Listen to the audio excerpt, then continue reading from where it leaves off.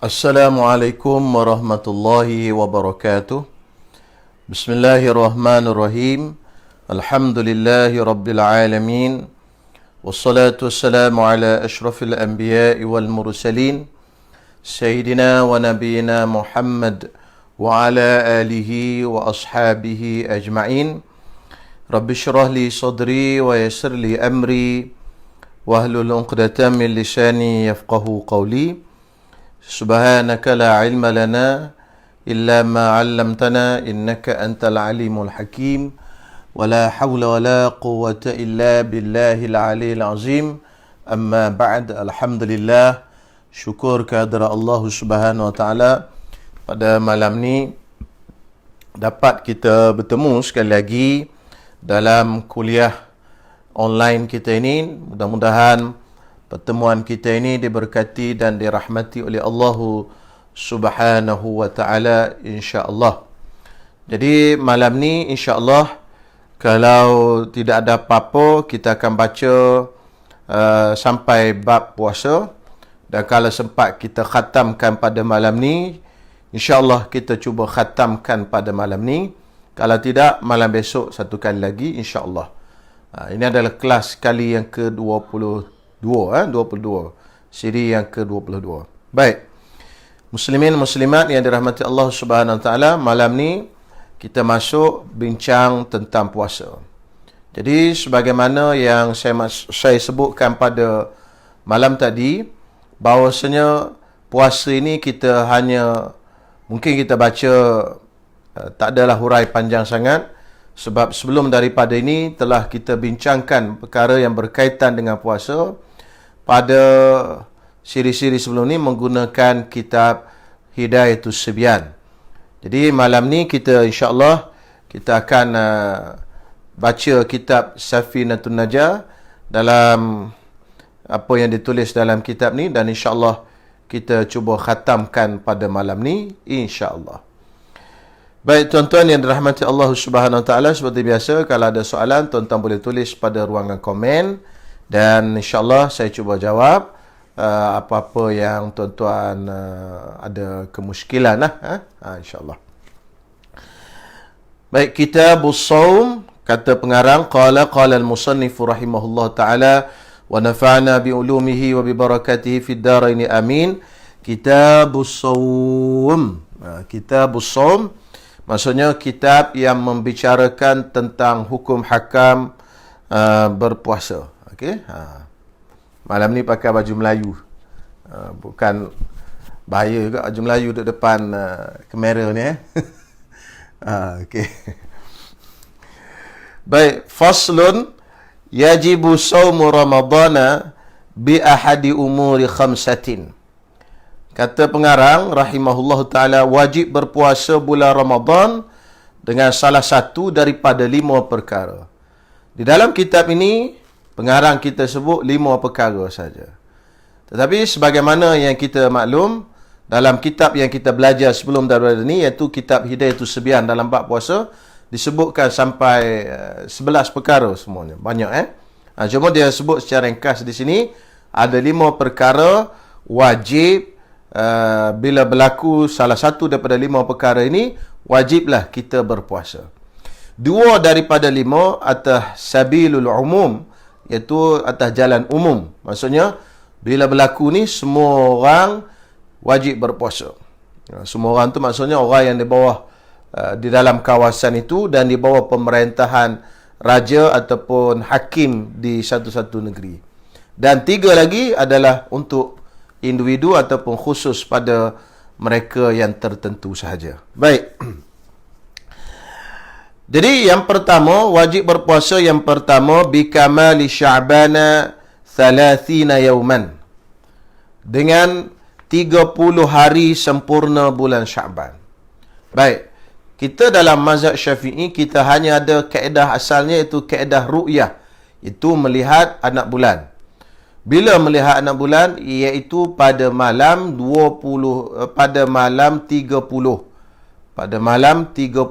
hari bulan Sya'ban. Jadi hari terakhir 29, hari terakhir 29 29 daripada bulan Sya'ban, itu adalah hari terakhir yang confirm. 30 itu adalah hari yang boleh jadi 1 Ramadan, boleh jadi 30 Sya'ban. Maka pada petang 29 hari bulan Sya'ban, kita pun tengoklah anak bulan. Anak bulan tu perlu dilihat selepas waktu maghrib. Kalau nampak sebelum waktu maghrib, tak dikira. Dia kena tengok selepas terbenam matahari, selepas masuk waktu maghrib. Itu syaratnya dalam mazhab Imam Syafi'i. Kalau nampak tapi belum masuk waktu maghrib lagi, itu tak dikira. Maka dilihat, tak nampak. Tak nampak anak bulan. Tak kisahlah, tak nampak itu sebab ada awan ke, tak kisahlah tak nampak itu sebab awan tebal ke apa semua, tapi tak nampak. Bila tak nampak saja, kita kena cukupkan bilangan Sya'ban sebanyak 30 hari. Itu kaedah asal. Kerana Nabi SAW sebut, sumu li ru'yatihi, berpuasalah kamu kerana melihat anak bulan. Wa aftiru li ru'yatihi, dan bukalah puasa kerana melihat anak bulan. Fa idza ghumma 'alaikum fa akmilu 'iddata sya'bana 30. Kalaulah ada mendung awan pada waktu itu, tak nampak anak bulan, maka sempurnakanlah Sya'ban 30 hari. Tetapi di Malaysia kita ini, kita pakai kaedah satu lagi. Bila ru'yah tak nampak, kita pakai hisab, kiraan. Kiraan berdasarkan astronomi, falak dan sebagainya. Walaupun tak nampak, tetapi sepatutnya boleh nampak pada ilmu hisab. Maka kita ambil pada waktu itu. Sebab kalau ikut kaedah di Malaysia ni, susah nak nampak. Sebab biasanya negara Malaysia ni berawan, tebal dan sebagainya. Jadi, kalau ikutkan, sebenarnya kena cukupkan Sya'ban 30 hari je. Tetapi kita pakai kaedah yang kedua, yang bukan dalam mazhab Imam Asy-Syafi'i. Dalam mazhab Imam Syafi'i, untuk mewajibkan semua orang berpuasa berdasarkan hisab, kiraan, itu tak boleh. Jadi untuk semua orang, ada dua je kaedah. Kaedah pertama iaitu tengok anak bulan. Kalau tak nampak anak bulan, maka cukupkan Sya'ban 30 hari. Itu saja kaedah yang pertama. Okey, jadi tengoklah. Semua tengok. Tak kisahlah siapa tengok semua, tak nampak. Maka bila tak nampak, tak ada seorang pun nampak dalam negeri itu, dalam kawasan tadi, maka bulan Sya'ban cukupkan 30 hari. Lepas pada tu, lepas 30 Sya'ban, baru 1 Ramadan. Itu kaedah. Yang kedua, wasaniha biru'yatil hilali fi haqqi man ra'ahu wa in kana fasiqa, iaitu dengan melihat anak bulan pada diri orang yang melihat anak bulan, wa in kana fasiqa, walaupun yang melihat tadi adalah orang fasik. Baik tuan-tuan semua, katalah orang ni orang fasik. Fasik ni apa benda? Orang yang buat dosa besar, tak semayang, tak puasa. Tapi dia nak puasa ni kan, tak buat benda lain lah, tak semayam, zina, minum arak, waliyazabillah. Orang macam ni fasik. Tetapi takdir Allah Subhanahu Wa Taala, dalam ramai-ramai yang tengok anak bulan ni, dia seorang je nampak. Dia nampak anak bulan, dia nampak. Maka dia wajib berpuasa sebab dia nampak. Orang lain yang dalam negeri itu wajib berpuasa ke tidak? Orang lain dalam negeri itu tidak wajib berpuasa. Pada asasnya, tak wajib satu negeri itu berpuasa. Kenapa? Kerana dia tengok anak bulan. Untuk sabit orang dalam satu negeri itu berpuasa, dia kena pergi bersaksi depan hakim. Okey? Dia pergi depan hakim, dia kata, hakim, ashhadu anni ra'aitul hilal. Aku bersaksi bahawasanya aku melihat anak bulan. Tetapi saksi dia tidak diterima. Sebab apa? Sebab dia orang fasik. Saksi fasik tidak diterima dalam bab syahadah. Dalam bab syahadah, saksi, kita belajar, saksi nikah ke saksi apa sekalipun, orang fasik tidak boleh menjadi saksi. Oleh kerana saksi dia tadi tidak diterima, maka dia tidak boleh menyabitkan sabit 1 Ramadan pada besok. Untuk semua orang yang lain. Tetapi untuk diri dia, pasal dia tengok, dia wajib berpuasa. Diri dia seorang. Tapi puasa dia diamlah. Takut kena tangkap kat kerajaan pula kerana ingkar arahan pemerintah. Tapi untuk diri dia, dia kena puasa. Cuma mungkin situasi ni payah nak berlaku lah di Malaysia ni. Sebab kita tak ada tengok anak bulan apa semua. Teropong tak ada. Mungkin hak ada teropong tu lah kan. Dia nampak. Tapi orang hak tengok anak bulan, mufti-mufti yang cerah anak bulan, semua tak nampak. Dia seorang je nampak. Dia wajib puasa. Tetapi orang lain tak puasa, tak apa, tak berdosa. Orang lain tak puasa, tak berdosa. Kalau dia bagi tahu ke orang lain, dia kata, aku nampak anak bulan. Maka hari tu, hari 30 tu tadi, dah jadi hari syak. Hari syak. Hari syak apa hukum dia? Haram berpuasa. Kan kita belajar, hari syak haram puasa. Kenapa jadi hari syak? Sebab ada orang bercakap bahawasanya hari tu 1 Ramadan. Tetapi yang bercakap itu tidak diterima percakapannya. Sebab apa? Sebab dia fasik. Itu kaedah pensabitan pula. Jadilah hari tu hari syak. Kalau tak ada orang cakap macam tu, tak ada orang tengok apa semua, 30 Syaban tu tak semestinya jadi hari syak. Sebab ada orang kata 30 Syaban ni syak ke? Tak. Tidak semestinya 30 Syaban tu jadi hari syak. Yang jadi hari syak tu 30 Syaban dengan syarat ada orang duk bercakap kata hari 30 Syaban tu adalah 1 Ramadan. Situasi macam tadilah. Jadi orang yang tengok dia fasik, maka wajiblah berpuasa ke atas diri dia. Orang lain lepas ni tengok. Tapi untuk satu negeri tak jadi wajib. Sebab orang fasik Jadi fasik ni tak boleh jadi saksi. Saksi nikah pun tak boleh. Okey. Itu belajar dalam bab lain lah, belajar dalam kalau hak kecil-kecil kitab Mata Abi Syuja'. Tuan-tuan boleh tengok live saya pukul 12 tengah hari. Abi Syuja' nak habis dah nak masuk bab saksi dah. Tapi di page lain lah, PARG, Ahli Sunnah Research Group. Baik, seterusnya. Yang ketiga, bisubutihi fi haqqi man lam yarahu bi'adli syahadah.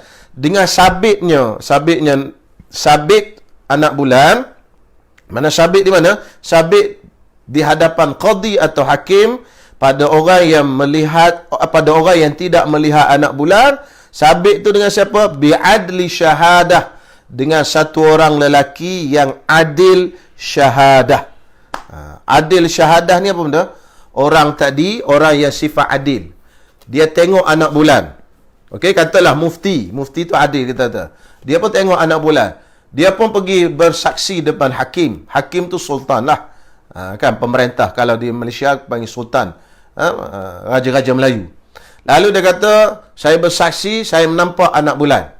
Maka, walaupun dia seorang je nampak anak bulan, boleh dipakai dalam bab ni, seorang je saksi. Maka, Raja-Raja Melayu pun istiharah. Bahawasanya negeri Selangor esok puasa. Negeri lain, tempat lain pula, raja dia pula. Kan? Dulu boleh berlaku. Tapi sekarang ni saya ingat tak ada dah kot, sama je puasa. Dulu ada sini puasa, sini tak puasa lagi. Sebab dia berdasarkan kepada negeri masing-masing. Okey? Jadi maknanya yang tengok tadi, dia mesti syaratnya orang adil. Adil apa benda? Lawan dia fasik. Kalau siapa fasik, tak boleh diterima penyaksian dia. Apa maksud orang yang adil? Adil syahadah. Maksudnya adil ni ada dua. Adil riwayah. Adil dalam menyampaikan riwayat. Orang itu nak menyampaikan riwayat hadis. Nak jadikan hadis dia itu boleh diterima, dia kena adil. Orang fasik tak boleh terima hadis dia juga. Hadis dia akan jadi hadis dhaif. Kan? Itu dia panggil adil riwayat. Adil syahadah ni maksudnya orang yang nak menjadi saksi. Jadi apa syarat dia? Syarat pertamanya, orang tu tidak melakukan dosa besar dan tidak berkekalan melakukan dosa kecil dan tidak berkekalan melakukan dosa kecil. Dia lelaki, merdeka dan cerdik dan mempunyai muruah, ada maruah. Kalau jenis orang tak ada maruah, tak boleh kencing berdiri, kan? Bahkan kalau dalam kitab-kitab lama, kalau ustaz-ustaz, kalau alim ulama tak pakai kopiah, dah jadi tak ada muruah dah, tak ada maruah, tak boleh jadi saksi dah. Tapi benda itu dibincangkan oleh ulama. Adakah benda itu sesuai di zaman itu? Mungkin di zaman lama sesuai lah, pasal zaman tu orang yang jual kat pasar pun pakai serban. Tapi sekarang ni kita dah tak pakai sangat di atas kepala. Jadi mungkin ulama bincang benda itu. Tetapi bagi orang yang belajar sistem kitab turas, mereka jagalah apa yang disebut dalam kitab turas. Sebab bila tak ada muruah tadi, maruah kita Melayu panggil muruah, maka tak boleh jadi saksi. Dia punya risiko dia tadi tu besar. Tuan-tuan cuba komen sikit, clear ke suara? Saya pun tak ada komen ni, takut dia ingat bercakap seorang. Suara macam mana tuan-tuan semua? Clear ke tak? Okey? Tu. Jadi, yang nombor 1 dan nombor 3 ini, bila berlaku, nombor 1 dan nombor 3 ini untuk secara umum. Okey, terima kasih. Terima kasih Wan Nasar Ruslan. Okey. Jadi, yang nombor 1 dan nombor 3 ini sabit Ramadan tadi, wajib puasa tadi secara umum. Maksudnya yang nombor 1 tadi tak nampak 6 bulan, maka kena cukupkan 30 hari secara umum semua orang. Yang nombor 3 ni, bila ada seorang je tengok, dia bersaksi depan hakim, maka hakim kata, okey, yang di bawah kerajaan negeri dia semua wajib puasa, wajiblah puasa. Wajiblah puasa. Jadi nombor 1 dan nombor 3 ni ala sabilil umum, maksudnya untuk semua orang.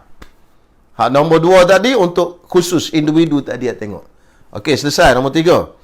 Nombor 4, bi ikhbari adli riwayatin mawthukin bihi sawa'un waqa'a fil qalbi sidquhu am la, au ghairi mawsukin bihi in waqa'a fil qalbi sidquhu.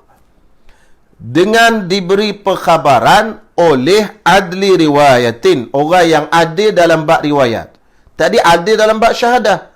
Apa beza adil dalam bab riwayat? Adil dalam bab riwayat ni sama dengan adil dalam bab syahadah, cuma bezanya dia ini bukan tidak disyaratkan merdeka dan lelaki.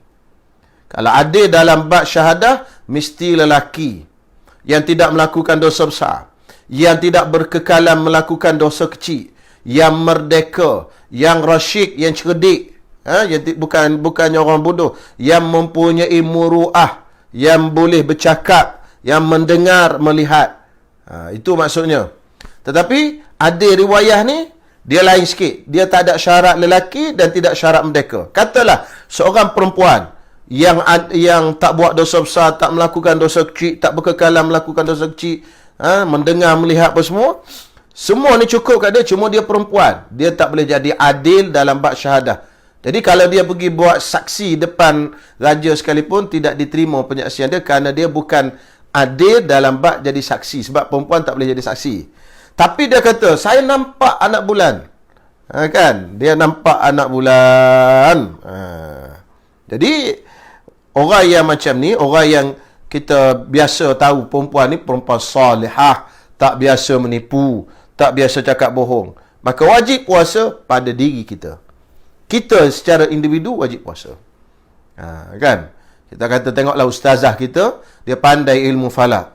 Dia pandai tengok anak bulan ni. Dia tengok nampak. Dia ustazah kan? Tapi bila dia bagi tahu kat kita, kita percaya kat cakap dia, wajib kita puasa. Sebab dia tu orang yang adil riwayah. Wajib kita saja puasa. Orang lain tak wajib. Kita tahu saja. Okey. Ataupun orang tu tidak dipercayai pada asasnya. Contohnya orang fasik. Orang yang jenis yang tak semayang, tak apa. Dia kata, Ustaz, malam tadi saya nampak anak bulan sebenarnya. Kan? Dia bagi tahu pukul 10 malam. Tadi saya tengok maghrib tadi nampak, lepas maghrib nampak anak bulan. Kita tahu dia ni jenis tak semayang. Tetapi kalau dia bercakap, tak menipu. Ada juga orang macam tu. Kan? Kita tahu dia memang tak semayang. Tapi kalau dia cakap benda ni betul. Pasal dia pernah mengaji dan dia pandai tengok 6 bulan. Tapi dia bercakap betul. Maka yang ni juga wajib puasa untuk kita yang tahu saja. Untuk sabilul umum, untuk semua rakyat tidak wajib. Dan yang kelima, bizanni dukhuli ramadana bil ijtihadi fi man ishtabaha alaihi dhalika, dengan sangka masuk bulan Ramadan dengan ijtihad. Pada orang yang kesamaran, adakah dah masuk Ramadan atau tidak. Ini khususnya macam orang kena penjara. Dia duduk dalam penjara, dia tak nampak bulan, tak ada apa. Dia penjarakan, dia tengah laut ke apa. Tak ada orang hantar perkhabaran kat dia. Jadi dia rasa, lama ni aku duduk ni. Rasa ni dah masuk bulan Ramadan ni. Kan? Dengan kiraan dia ijtihad lah. Berdasarkan dia kira garis ke, hari ke kat tiang, apa kat dinding penjara tu, rasa esok dah 1 Ramadan. Dia pun puasa. Dengan ijtihad tadi, wajiblah dia berpuasa. Tapi kalau dia tak ijtihad, rasa esok puasa kot. Tak boleh. Dia kena ada ijtihad. Mana dia ada kira juga lah, usaha. Ijtihad di mana berusaha mencari bilakah Ramadan tu. Jadi barulah wajib berpuasa. Tiba-tiba lepas dia puasa, dia pun keluar penjara. Tengok-tengok, puasa dia puasa tu belum masuk lagi Ramadan. Lahai, baru bulan Rabiul Awal baru kata dia, kan? Ataupun bulan Rajab baru. Allah. Apa jadi puasa dia puasa sebulan tu? Jadi puasa sunat. Maka dia kena puasa balik. Ataupun dia puasa. Lepas dia keluar tu, rupa-rupanya hak dia puasa tu dah lepas Ramadan dah. Kan dia keluar, dia tengok, Allah, rupa aku puasa hari tu bulan Zulkaidah dah. Kan tengok sekarang bulan Zulkaidah dah. Kan dia kata. Jadi puasa dia tu jadi qada. Mana selesailah Ramadan hak dia tak puasa tu, hak dia puasa tu qada. Cuma kalau puasa sebelum je isunya, kena puasa lagi. Kalau puasa selepas, tak ada masalah. Puasa tu jadi qada, puasa bulan Ramadan yang tak puasa tu. Baik, itulah 5 perkara ataupun 5 keadaan yang menjadikan yang menjadikan wajib seseorang itu berpuasa. Okey, selesai. Cuma situasi kita di Malaysia ni tak ada payah manalah. Tengok TV, dengar radio, tengok TV, tengok apa lagi? Tengok Facebook, tengok Instagram, tengok WhatsApp, insya-Allah dapat maklumat kat kita. Okey, selesai. Kemudian seterusnya, faslun syurutus sihhatihi arba'atun. Syarat sah puasa itu ada 4. Bagi orang yang berpuasa, untuk sah puasa dia tu kena ada 4 benda ni. Pertama, Islamun, orang Islam. Orang yang kafir tidak sah puasa. Yang kedua, wa'aklun, yang berakal. Orang yang tidak berakal tidak sah puasa. Orang yang tidak berakal tidak sah puasa. Orang gila tidak sah puasa. Yang ketiga, naqa'un an nahwi haidin. Bersih daripada haid dan seperti haid juga nifas. Jadi bersih daripada haid dan nifas. Maka tidak sah puasa daripada orang yang haid dan nifas. Bukan saja tidak sah, bahkan haram bagi orang yang haid dan nifas berpuasa. Jadi haram berpuasa ni bukan kata haram tak makan. Haram tak makan dengan niat puasa. Tapi kalau tuan-tuan perempuan, tuan-tuan tak ada darah haid dengan nifas. Kalau perempuan semua, kan, puasa, perempuan tak makan, tapi bukan niat puasa, tak niat puasa, tak haram. Contoh macam orang tua-tua dulu, kan. Dia bangun sahur, sama dengan anak-anak dengan suami. Lepas tu siang dia tak makan, dah malu kalau anak tengok. Anak tanya, mak tak puasa? Ye, mak tak puasa, kata dia, kan. Dia pun sebar kat WhatsApp, kan. Budak-budak kecil pun pandai main WhatsApp. Mak aku kan tak puasa, kata dia. Lahai, kenapa mak kau tak puasa? Kan, jadi dah jadi satu keaiban. Jadi dia tak makan siang, dia buka puasa petang juga. Tapi dia tak niat puasa. Ya, ni tak ada masalah. Sebab apa? Sebab bukan ramai lah, ada yang berpahaman bila kata datang haid mesti makan. Tak semestinya. Yang haram tadi ialah haram tak makan dengan niat puasa. Kalau tak makan saja, tak apa. Macam orang tua-tua dululah. Orang sekarang tak tahulah kot, macam mana dia buatnya. Rasa makan kot, dah boleh makan, kan.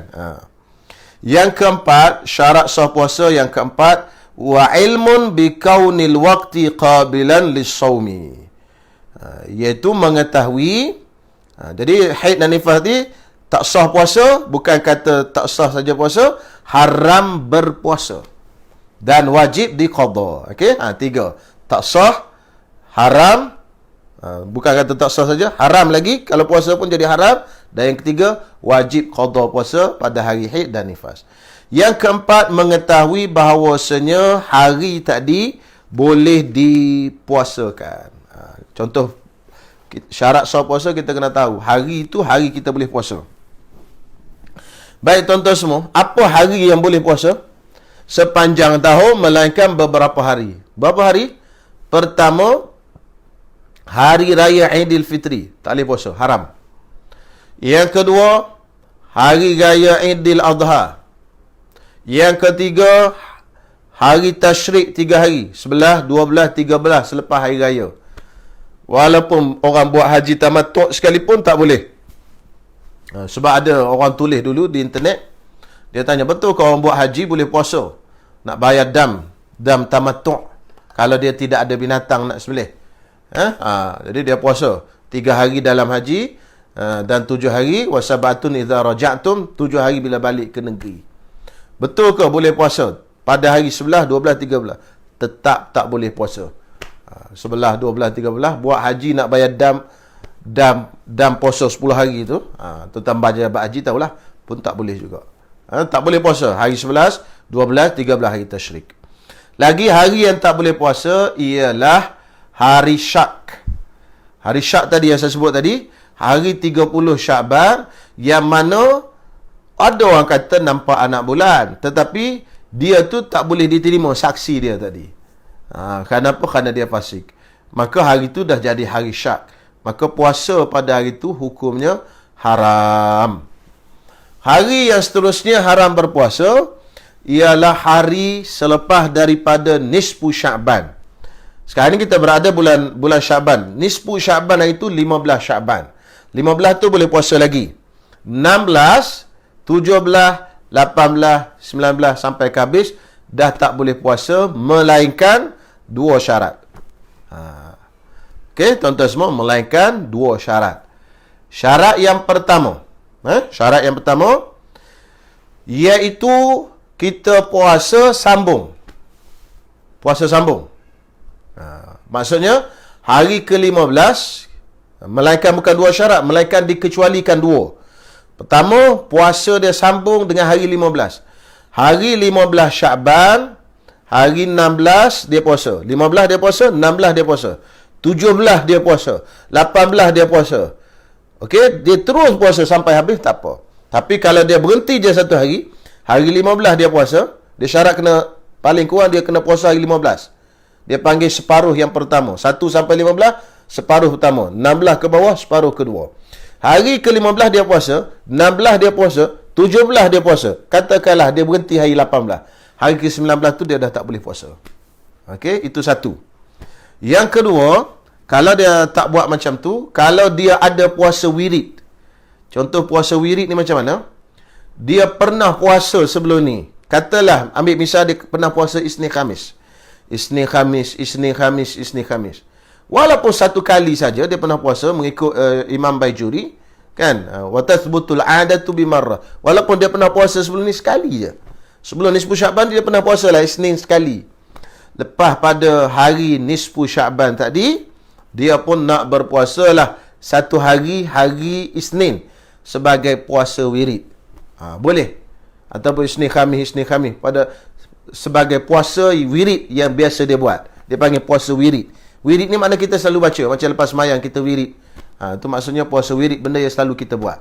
Jadi boleh dia buat Isnin Khamis sampai ke habis Syakban, tak ada masalah. Kalau tidak dua kes ini tadi, tidak boleh puasa. Contohnya kita tak pernah puasa pun. Sebelum daripada ni tak pernah puasa pun sunat Isnin Khamis. Kan? Tak ada pernah. Tiba-tiba lepas nisfu Syakban, hari 16, hari 17 ke, nak puasa. Tak boleh, haram.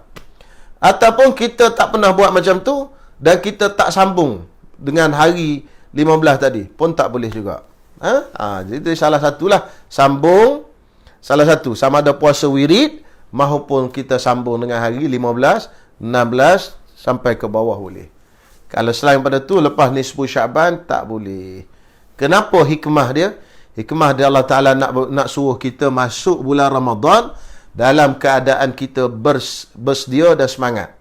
Orang yang tak pernah puasa sebelum ni, tiba-tiba nak puasa dekat-dekat nak masuk Ramadan, dia akan jadi lemau lah bulan Ramadan.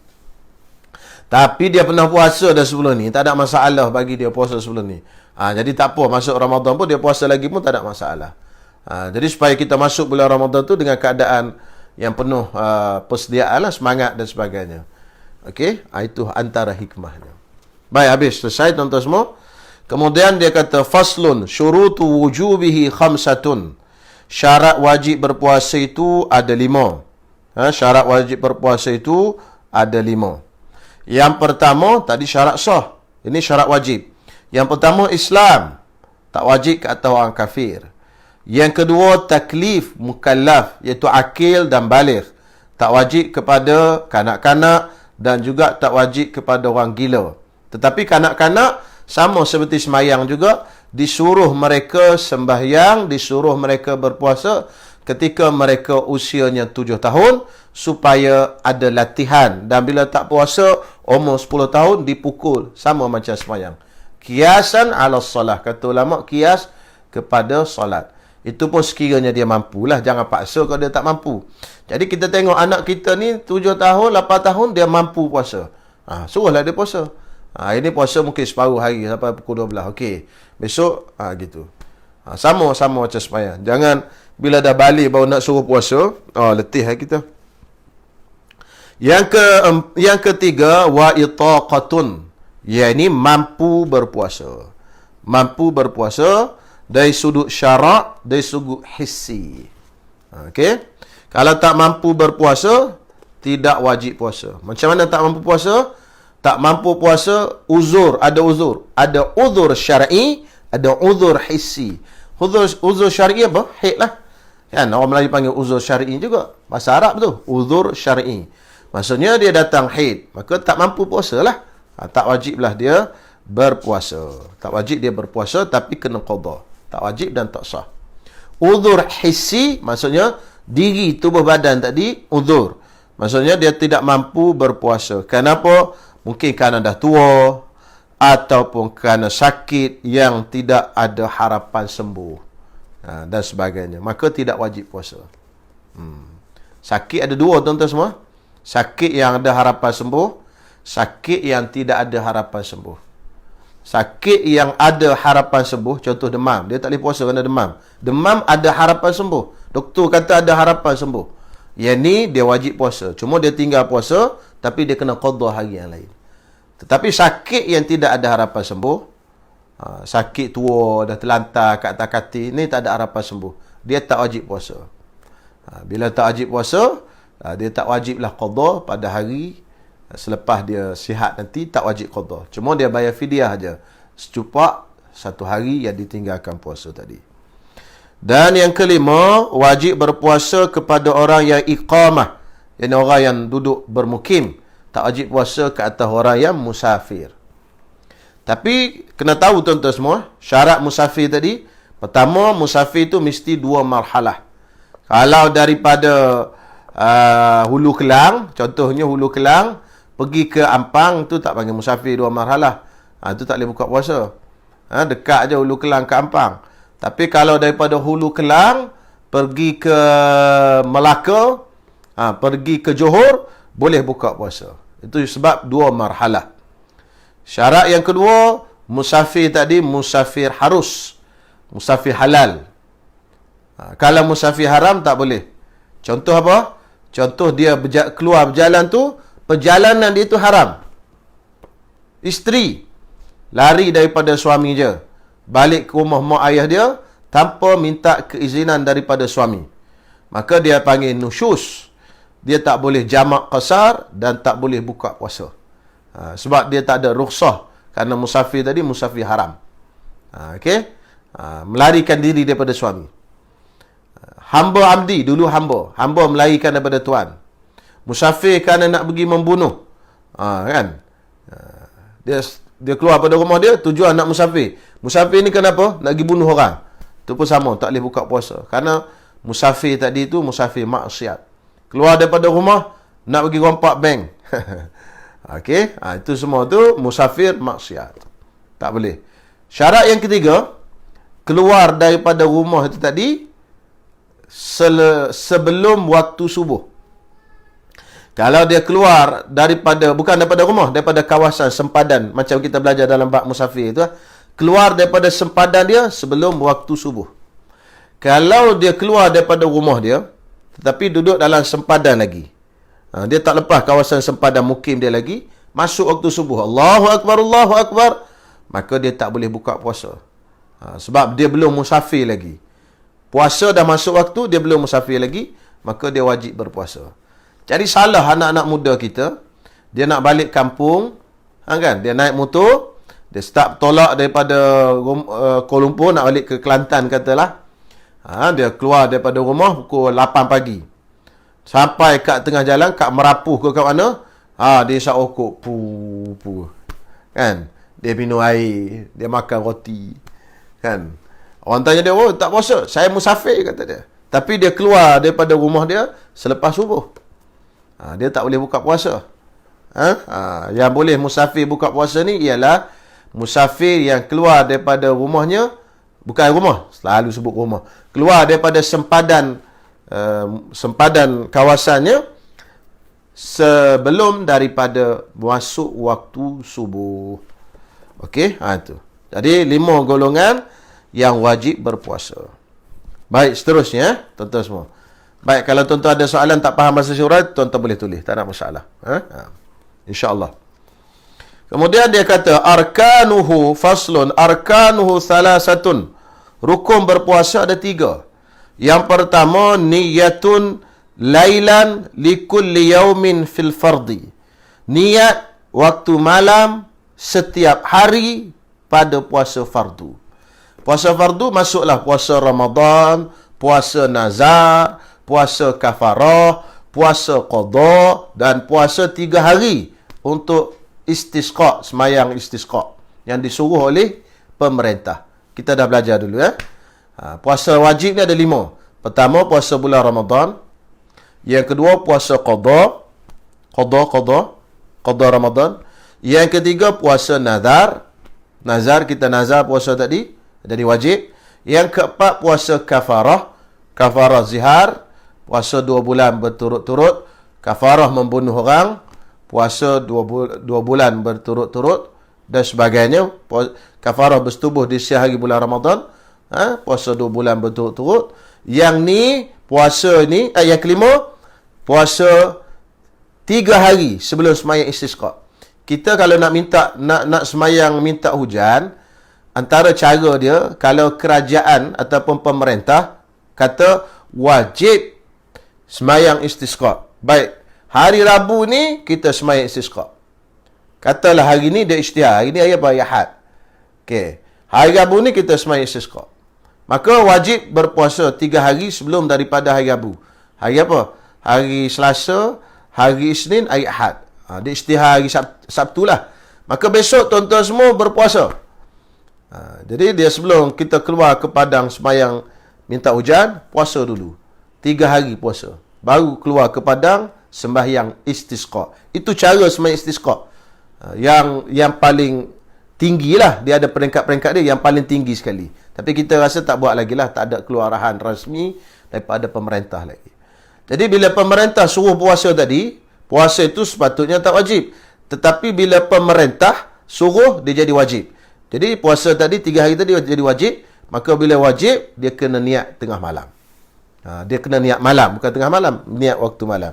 Jadi ni 5 puasa wajib 5 puasa wajib. Baik, 5 puasa ni tadi kena niatnya pada waktu malam. Tak boleh niat pada waktu siang. Puasa sunat boleh niat siang sebelum daripada zuhur. Dengan syarat belum makan apa-apa lagi lah, belum melakukan perkara yang membatalkan puasa. Tetapi untuk puasa wajib mesti niatnya lailan. Berdasarkan kepada hadis Nabi SAW, man lam yubayyitis siyama fala siyamalah. Siapa yang tidak mempermalamkan puasa, yakni niat malam, maka tidak sah puasanya. Jadi kena niat malam lah. Malam tu bila waktunya bermula daripada maghrib sampai kepada subuh. Itu waktu malam. Boleh niat bila-bila masa saja dalam waktu malam tu. Lepas buka puasa tu niat terus pun boleh. Lepas sembahyang tarawih boleh. Tengah malam sebelum tidur boleh. Bangun sahur boleh. Syaratnya dalam waktu malam. Okey? Itu wajib. Cuma bagi kita untuk lebih selamat, ini ingat tuan-tuan semua, ini ilmu tambahan, bagi kita untuk lebih selamat, katalah kita besok ni hari Rabu, mungkin kita puasa hari Jumaat lah, insya-Allah. Maka malam Jumaat tu, itu malam pertama Ramadan. Maka kita niatlah sebulan untuk puasa bulan Ramadan, taklid kepada mazhab Imam Malik. Taklid kepada mazhab Imam Malik. Kita kata sahaja aku berpuasa sebulan bulan Ramadan, taklid, yakni ataupun mengikut. Taklid itu bahasa Arab, Melayu, mengikut mazhab Imam Malik kerana Allah Ta'ala. Itu niat yang sempurna. Sahaja aku berpuasa sebulan bulan Ramadan, sahaja aku berpuasa sebulan bulan Ramadan, taklid mazhab Malik, mazhab Maliki, mazhab Imam Malik kerana Allah Ta'ala. Jadi, kalaulah ada malam-malam yang kita terlupa niat, maka niat tadi insya-Allah boleh di-cover dengan niat kita niat apa yang mengikut mazhab Imam Malik tadi. Jadi kata kita bangun siang tadi, terlupa niat malam tadi. Kita pun dah niat dah taklid kepada Imam Malik, insya-Allah sah puasa kita tadi. Gitulah, ingatlah malam pertama nanti niat puasa sebulan bulan Ramadan. Okey? Bagi orang yang dah tahid macam mana? Dah tahid tak boleh niat lagi lah pasal dia tak puasa. Bila dia nak niatnya, dia niat nanti dia boleh puasa. Lagu mana pula niatnya? Sahaja aku berpuasa yang baki daripada bulan Ramadan. Sahaja aku berpuasa yang baki daripada bulan Ramadan. Taklid kepada mazhab Imam Malik kerana Allah Ta'ala. Yang baki maksudnya ada baki berapa hari lagi? Baki 20 hari lagi ke 23 hari lagi lepas haid dia tadi. Gitu maksud. Sahaja aku berpuasa yang baki ma baqiya min Ramadan. Sahaja aku berpuasa yang baki daripada bulan Ramadan, taklid kepada mazhab Imam Malik kerana Allah Ta'ala. Selesailah insya-Allah niat bagi orang yang datang haid tadi. Okey, insya-Allah. Itu cara selamat. Walaupun begitu, kita niatlah tiap-tiap malam. Sebab tu kita di Malaysia ni, kalau sembahyang tarawih, lepas habis sembahyang tarawih apa semua, biasa Tok Bilal kata, niat puasa, kata dia, kan? Itu supaya kita tak terlupa niat lah, insya-Allah. Yang kedua, rukun yang kedua daripada rukun puasa, wa tarku mufattirin zakiran mukhtaran ghaira jahilin ma'zurin. Meninggalkan perkara-perkara yang membatalkan puasa, yang mukhtarin secara sengaja, bukan dipaksa, ghaira jahilin dan bukan dia jahil, ma'zurin, jahil tu yang diuzurkan, maksudnya jahil yang dimaafkan. Jadi yang dia buat tadi ialah dia buka puasa tadi bukan buka puasa dengan sengaja, bukannya dengan dia ingat, zakiran dia ingat, kalau terlupa tak batal, mukhtaran pilihan, kalau dipaksa tak batal. Orang letak pisau, buka puasa, tu tak batal puasa kita. Makan nasi 4 pinggang pun tak batal. Ghaira jahilin ma'zurin, dan juga tidak ada jahil yang diuzurkan. Ada jahil yang diuzur, yang dimaafkan. Apa benda jahil yang dimaafkan? Ada dua, selalu saya sebut. Orang tu baru masuk Islam, apa benda qaribu ahdin bil Islam, atau nasya'a ba'idan anil ulama, ataupun dia duduk jauh daripada ulama. Yang ni dimaafkan kalau dia tak tahu. Kata makan tu batal puasa. Itu dimaafkan. Tetapi kalau dia ni jenis hidup dalam masyarakat yang ada alim ulama dan sebagainya, maka dia ni tidak dimaafkan jahilnya. Jadi kena meninggalkan perkara-perkara yang membatalkan puasa. Jadi perkara yang membatalkan puasa nanti dia akan sebut di belakang nanti, insya-Allah. Kemudian wasaimin, dan rukun yang ketiga, orang yang berpuasa. Orang yang berpuasa itu salah satu pada rukun. Kenapa dalam puasa ni dikira orang yang berpuasa sebagai rukun? Dalam semayang tak ada rukun salah satu daripada 13 rukun puasa. Orang yang salah satu daripada 13 rukun semayang, orang yang semayang tak ada. Sebab apa? Puasa ni ada rukun orang yang berpuasa, semayang tak ada rukun orang yang semayang, tak ada. 13 tu mana ada rukun salah satunya orang yang semayang. Sebab apa? Ulama kata sebab puasa ni benda tak boleh nampak. Benda tak boleh nampak. Kita boleh nampak tak orang puasa? Tak boleh nampak. Lalu benda tu tak boleh nampak, sebab tu ulama kira sekali rukun orang yang berpuasa tu rukun juga. Tetapi sembahyang benda boleh nampak. Tak kira pun tak apa, dia ada nampak, tengok berdiri, qiyam, rukuk, sujud dan sebagainya. Itu sebablah rukun sembahyang tidak dikira sekali orang yang sembahyang. Pasal kalau tak dikira pun kita boleh nampak orang sembahyang. Tapi puasa ni dia kena kira pasal benda tak nampak. Jadi dia kena kira, mesti kena ada orang yang berpuasa. Tujuan dia. Baik. Selesai insya-Allah.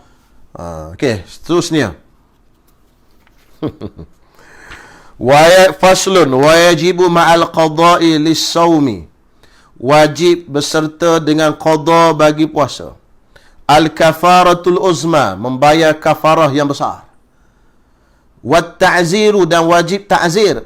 Imam kena buang negeri ke apa ke, ta'zir. Wajib qada berserta dengan bayar kafarah uzma, dan yang ketiga ta'zir. Tiga ni wajib kepada siapa? Ala man afsada sawmahu fi Ramadan, barang siapa ke atas orang yang merosakkan puasanya pada bulan Ramadan, yauman kamilan, satu hari, bijima'in tamin, dengan jima', asimin bihi lisawm, yang berdosa dengannya kerana puasa. Jadi sekarang ni dia nak menceritakan kepada kita tentang perkara-perkara yang wajib, perkara-perkara yang berkaitan dengan orang yang bersetubuh di siang hari bulan Ramadan. Maka pertama, kalau orang ni bersetubuh cukup syarat dia kena qada puasa dia. Dia batal puasa itu satu hari, kena qada. Yang kedua, dia kena bayar kafarah uzma, kafarah besar. Apa makna kafarah besar? Iaitu pertama, bebaskan hamba. Hamba dah tak ada hari ni. Yang kedua, kalau tak ada hamba, dia kena apa? Dia kena berpuasa 2 bulan berturut-turut. 2 bulan berturut-turut. Siapa yang wajib puasa? Suami wajib puasa. Lelaki. Suami yang wajib puasa. Perempuan tak wajib puasa. Sebab perempuan tu dia wajib qada satu hari je, puasa batal. Sebab bersetubuh batal puasa. Tetapi kafarah dia tak wajib bayar. Yang bayar kafarahnya ialah suami saja. 2 bulan berturut-turut. Macam mana nak kira 2 bulan berturut-turut? 2 bulan tu 2 bulan Islam lah. Katakanlah dia puasa 1 Muharram, Safar. Habis bulan Safar, sama ada 29 Safar atau 30 Safar, habislah. Dia tak kisah 29, 30 hari ke, 29, 30 ke, dia tak kisah. Dia penting bulan tu dikira bulan Islam. Jadi kadang-kadang kita cek dululah. Hak jenis kena qada, kena kafarah ni kan. Nak start puasa bila tengok hak bulan 22, 29, 29. Jimat 2 hari. 2 hari ialah jimatnya. Kalau dia berhenti. Berhenti tu sebab apa? Sebab sakit. Sakit kena start balik. Sebab apa? Sebab sakit tu, dia punya kaedah macam ni. Kalau kita berhenti dengan sebab benda yang sah puasa dengan sebab benda tadi. Sakit, kalau kita puasa sah tak? Sah. Maka dia putus mualat. Kena start balik. Kalau berhenti tu dengan sebab apa? Dengan sebab gila. Gila sah tak puasa? Tak sah. Maka dia tak putus. Dia boleh gila 3 hari, lepas tu dia sembuh, dia sambung balik boleh. Dengan sebab haid tak ada lah pasal orang lelaki kafarah ni kan. Tapi kalau membunuh, sama juga kafarah macam ni. Tapi membunuh ni lelaki perempuan. Kadang-kadang orang perempuan membunuh. Saya nak sebut kan, kafarah ni sama juga dalam kafarah kafarah apa, membunuh. Cuma kafarah membunuh tiada 2 je. Bebaskan hamba, puasa 2 bulan berturut-turut, tak ada bagi makan 60 orang miskin. Contoh, ini dengar elok-elok seorang perempuan, dia mengandung. Okey, dia mengandung. Bila dia mengandung, katalah mengandung tak sah, dia pun makan ubat. Gugurlah kandungan dia tadi. Janin dia tadi gugur, ada rupa bentuk manusia dah. Maka hukuman yang pertama berdosa kerana membunuh janin. Maka dia kena buat beberapa perkara. Perkara pertama, dia kena bayar ghurrah, nama dia. Ghurrah. Ni banyak orang dia tak tahu ni. Ghurrah. Ghurrah ni apa benda? Dia kena bebaskan hamba seorang bagi ke waris. Waris janin, hak boleh menerima pusaka daripada janin tadi. Siapa? Bapak dia, kan, adik-beradik dia dan sebagainya lah. Tengok dalam bab pusaka, tu diberi ghurrah. Seorang hamba. Kalau tak ada hamba, mana 5 ekor unta. Sebab dia mak dia 50 mak tu diat dia 50. Kerana diat perempuan separuh daripada diat orang lelaki. Lelaki diat dia 100 ekor unta, perempuan 50. Jadi budak tadi nilai dia 1/10 mak dia 5 ekor unta. 5 ekor unta. Kalau tak ada unta di Malaysia ni, bayar harga 5 ekor unta diberikan kepada waris. Itu satu bab. Walaupun anak dia yang digugurkan, tapi diberikan kepada orang lain, waris. Yang kedua, oleh kerana dia membunuh, dosa dan dia kena bayar kafarah. Membunuh ni kena bayar kafarah. Apa kafarah dia? Yang pertama, bebaskan hamba. Hamba tak ada. Maka berpindah kepada kedua, iaitu kena puasa 2 bulan berturut-turut. Baik, matilah mak tadi, mati. Bila dia mati, dia tak puasa ini. Apa kena buat? Diambil daripada harta pusaka dia, bayar setiap hari 1 cupak. Okey, anggaplah 60 hari, 2 bulan, 60 hari, maka dia ambillah 60 cupak daripada harta pusakanya, dibayar. Sebagaimana orang yang ada hutang puasa.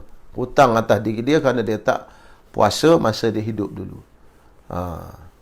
Puasa 2 bulan berturut-turut. Itu wajib bagi orang yang membunuh. Bunuh janin.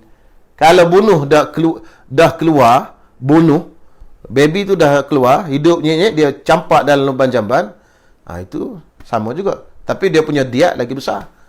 Kalau baby tu lelaki, 100 ekor unta. 100 ekor unta. Kalau baby tu perempuan, 50 ekor unta. Wal'iyadzabillah. Minta jauh. Jadi itu. Baik, kalau tak ada hamba, puasa 2 bulan berturut-turut. Kalau tak boleh puasa bulan 2, tak larat, tak mampu puasa 2 bulan berturut-turut, maka berpindah kepada yang ketiga, iaitu diberi makan kepada 60 orang fakir miskin, setiap orang 1 cupak makanan. Bukan beri makan ni tuan-tuan, buat gulai, buat kenduri, jemput makan kat rumah. Tak. Maksudnya, ambil makanan, beras, ke apa, makanan ruji. Kalau kita di Malaysia, maka beras lah yang dibayar zakat tadi tu. Kan? Beras diberikan kepada fakir dan miskin. Setiap seorang 1 cupak. 60 orang mesti. Kena cari 60 orang fakir miskin dan beri kepadanya. Susah jugalah. Okey, baik tuan-tuan semua. Selebihnya lagi, insyaAllah, tentang syarat yang mewajibkan seseorang itu kena bayar, kena bayar kafarah ni, persetubuhan yang macam mana? Ada 11 syarat semua. Ada 12 semua. InsyaAllah malam besok lah kita sambung dan kita khatamkan kitab ni malam besok insyaAllah. Okey? Tak sempat juga khatam malam ni. Esok insyaAllah malam terakhir kuliah kita Safinatun Najah, dan insyaAllah kita khatamkan perbincangan kita ni pada malam besok insyaAllah. Baik. Di sini ada ini minyak habbatus sauda yang saya selalu makanlah musim PKP ni. Zait yang ni yang keluaran Datuk Ismail Kamus, keluaran Datuk Ismail Kamus. Jadi kalau tuan-tuan nak makanlah, nak amalkan benda ni, bagus, kan? Habbatus sauda ni sambil duduk rumah tak keluar angin, boleh keluar angin. Ni iklan sekejap, kawan saya buat ni. Tapi ini adalah produk yang berbahagia Tuan Guru saya, Datuk Ismail Kamus. Jadi tuan-tuan boleh dapatkanlah, insyaAllah. Kalau siapa nak beli, nanti tulis kat ruangan komen. Nanti tuan yang menguruskan tu, dia ada tengok ni, saudara Hafizi sibuk bekerja.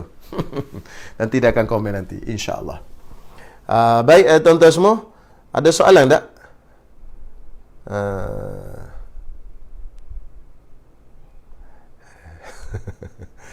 Okey. Saya tak nampak soalan ya. Tengok kat sini ya.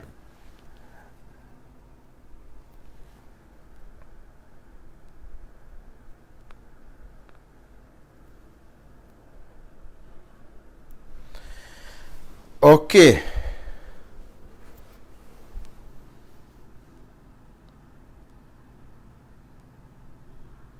Yang sini saya nampak beberapa soalan di sini. Kalau tak nampak, tuan-tuan tulis balik. Takut dia tak keluar. Di sini tak keluar. Tak boleh nak gerak-gerak di sini.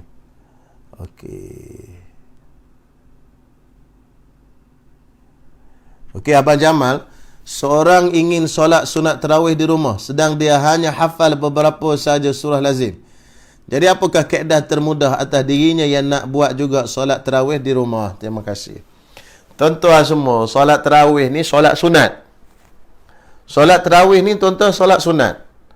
Solat fardu sekalipun baca surah tu tak wajib. Betul tak tuan-tuan semua?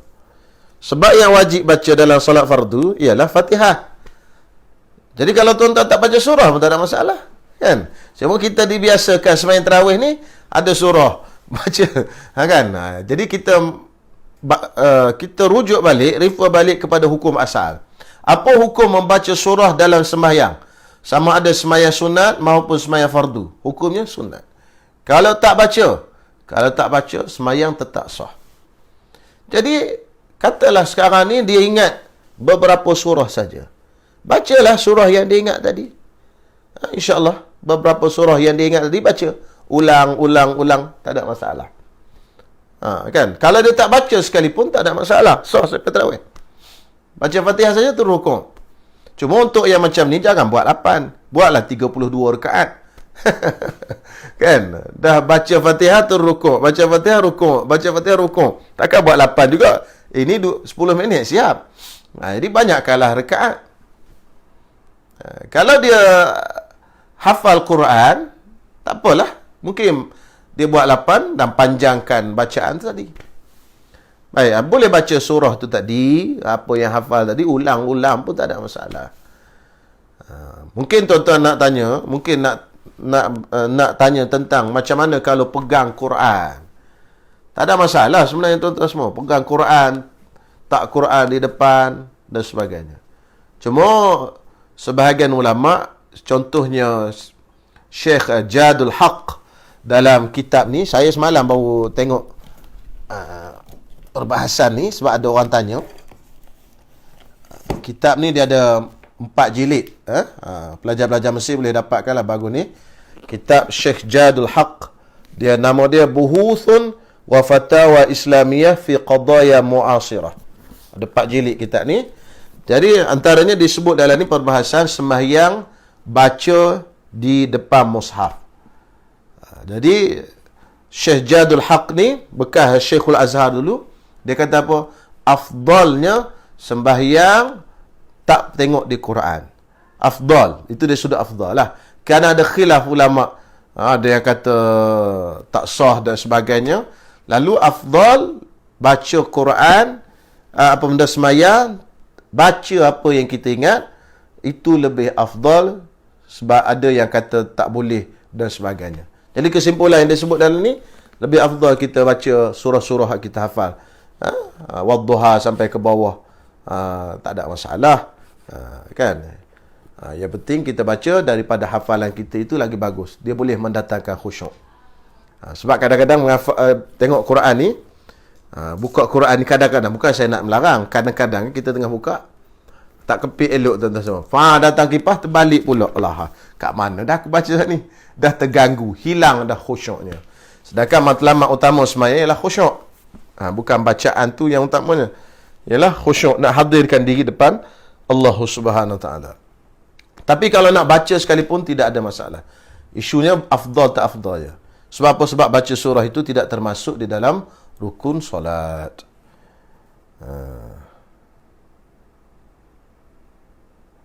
Okey.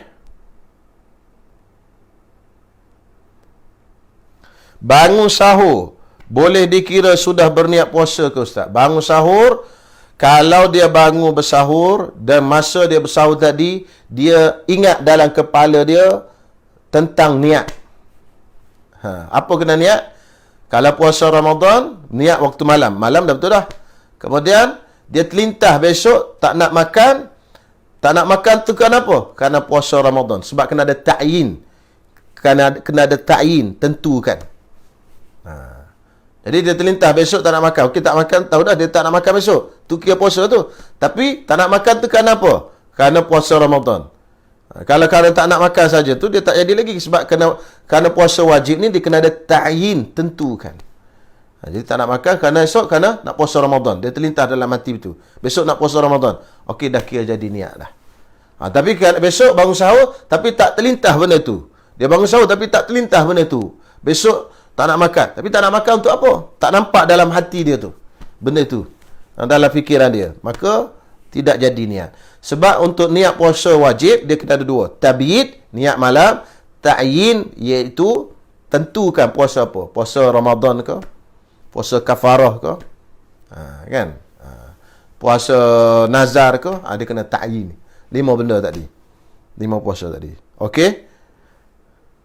Makan nasi 4 pinggan dah kena paksa. Untunglah orang kena paksa makan nasi 4 pinggan. Okey. Apa benda ni? Jika ada yang berbuka dengan jima', bagaimana? Kena kafarah juga ke? Tak. Berbuka dengan jima' tak kena. Masuk jam maghrib, kira kita tamat dah puasa. Walaupun kita tak makan apa-apa pun, puasa kita dah tamat dah. Okey?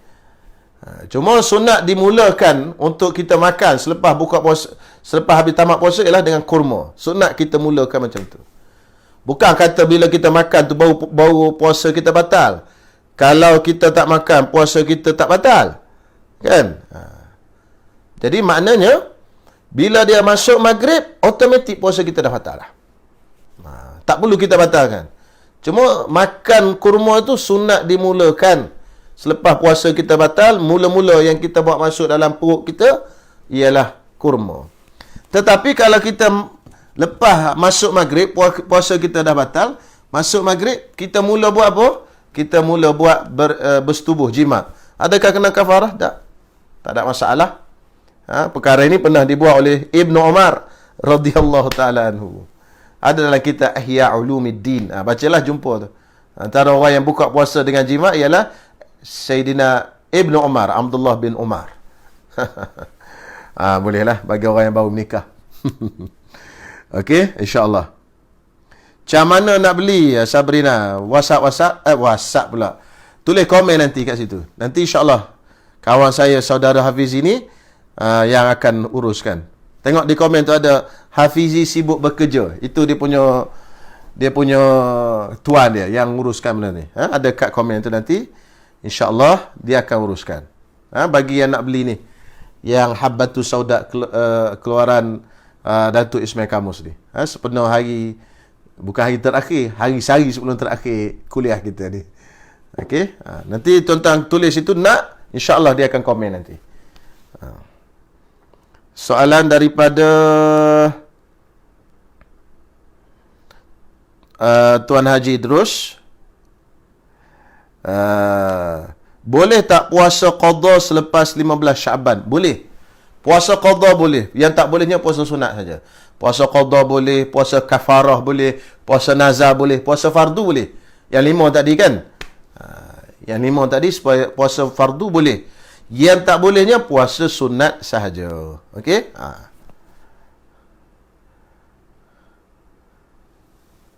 Berapa harga Habbatus Sauda? Nanti insyaAllah nanti akan dikomen oleh kawan saya. Saya pun tak pasti berapa harga. Sebab dia bagi hadiah je kat saya ni. Kan? Okey. Man, swipe. Dah swipe teman-teman? Tak jadi juga. Ustaz, solat tarawih berjemaah suami isteri. Boleh ke isteri selawat antara tarawih macam bila selawat tu? Boleh. Sebab dalam rumah kita tu bukannya ada orang luar, kan? Suara dia tidak jadi aurat lah. Bukan jadi aurat, mana tidak menjadi gangguan mendatangkan fitnah. Melainkan ada orang luar. Contoh kita duduk dua beradik, kan? Di rumah tu kita duduk dua beradik. Abang kita pun dengan isteri dia, kita dengan isteri kita. Jadi isteri dia tadi, kakak ipar, dengan kita mahram. Isteri kita bukan mahram. Isteri kita dengan abang kita, adik ipar dengan abang ipar, bukan mahram. Lalu nak kuat-kuatkan suara dan sebagainya tu tak boleh lah. Tu kenapa? Kerana suara kepada yang bukan mahram ni boleh mendatangkan fitnah dan sebagainya. Pula selawat kan, sama qiyah macam azan lah. Tapi untuk sama-sama anak, katalah anak kita kecil-kecil belaka lagi, nak selawat tak boleh lagi. Isteri kita selawat, kita sambut pun tak. Sebenarnya tak perlu isteri selawat. Tuan-tuan semua, tak perlu. Kalau kita semayang dengan isteri kita, dengan anak-anak kecil yang tak kerti lagi, siapa nak selawat? Kita imam boleh.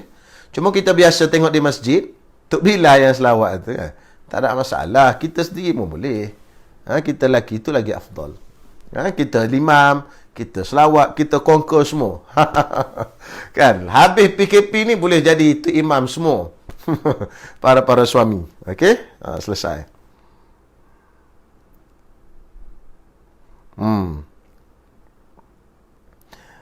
Ni saudara Hafizi sibuk bekerja. Ana ada tanya Ustaz Ismail Kamus. Dia cakap makruh baca Quran masa solat. Yalah kan, itulah maknanya gangguan sikit lah. Elok kita tinggalkan. Tetapi bukanlah membatalkan sembahyang. Jadi baca yang dihafal tu lebih afdal pada pandangan saya lah. Begitu juga yang disebut dalam kitab tadi, Fatwa Islamiyah. Kemudian yang seterusnya, sehari tinggal puasa berapa RM, Tu Haji Alim? Dia kalau nak bayar dengan RM2, tuan-tuan ambil kaedah sini ya. Kaedah zakat fitrah. Zakat fitrah RM7. RM7 tu bersamaan segantang. Segantang tu bersamaan dengan 4 cupak. 4 cupak segantang. Segantang 4 cupak. Bermakna RM7 itu ialah segantang. Jadi nak tahu berapa harga satu cupak, maka RM7 bagi 4. Dapatlah lebih kurang RM2. Jadi RM2 untuk satu hari puasa. Kan? RM2 untuk satu hari puasa yang ditinggalkan. Okey? Itu je, murah je. Kalau nak bayar lebih lagi bagus. Dia tak mahal mana. Tak mahal mana. Puasa ada berapa darjat? Puasa ini mengikut Imam Al-Ghazali radhiyallahu ta'ala anhu, ada 3 darjat. Puasa awam, puasa khusus dan puasa khususul khusus. Itu boleh tengok dalam kitab Bidayatul Hidayah pun ada, Hidayatul Salikin pun ada, Ihya Ulumuddin pun ada. Itu pembahagian Imam Ghazali lah. Puasa awam ni puasa tak makan tak minum saja. Puasa khusus, puasa ni menahan diri daripada makan minum dan benda-benda yang haram. Puasa khususul khusus maknanya tidak ada benda yang lain melainkan Allah Subhanahu Wa Taala. Ini puasa wali-wali. Itu boleh tengok perbahasannya dalam kitab Bidayatul Hidayah ataupun Hidayatul Salikin pun ada. InsyaAllah. Kalau nak terang tu agak panjang lah perbahasan dia.